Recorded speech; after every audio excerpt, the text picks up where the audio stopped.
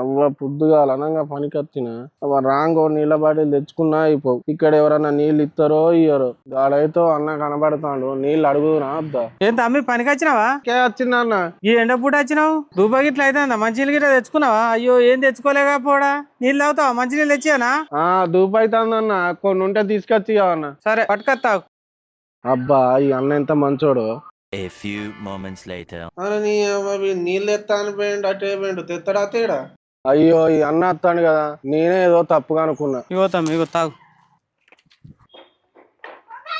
ఈ నీళ్ళు ఏంద్ర ఇంత పుల్లగా ఉన్నాయి? ఇల్లు ఏమన్నా కలిపిండా ఏంది? ఈ తాగితే నాకేమన్నా అయితే ఎట్లా? అయ్యో తమ్ముడు మర్చిపోయినా, నేను ఎండకు పని చేస్తాను కదా, 2 నిమ్మకాయలు ఉంటే పిసుక్కొని పట్టుకొని వచ్చేసరికి లేట్ అయింది. ఏమనుకోకు. అట్లనే ఆ నీళ్లు నిమ్మకాయ నీళ్లు కాబట్టి అట్లా పులుపు ఉన్నాయి. చక్కెర దెబ్బన నీకు బీపీ షుగర్ గిట్ల ఉండవచ్చు అని చక్కెర వేసుకురాలి, పట్టుకొని వచ్చిన. నీకు ఎంత కావాలో అంత కలుపుకొని తాగుతామి. ఇంత మంచోని తప్పు పట్టుకుంటుని మరి నాదేరా తప్పు. అన్న ఓ ముచ్చట అడుగుతావని అనుకుంటావా? నేనెందుకు అనుకుంటా తమ్మి? ఇగో పొద్దు నుంచి పని చేసిండు అన్న, ఇగో కాలు రెక్కలన్నీ గుంజుతాయి. ఒక 200 ఉంటే నేను పోయి మంద. ఏదో పాపం ఎండకు నిలబడి పని చేస్తాను అని నీళ్ళు తెచ్చిస్తే దానికి 200 అడుగుతావు తమ్మి?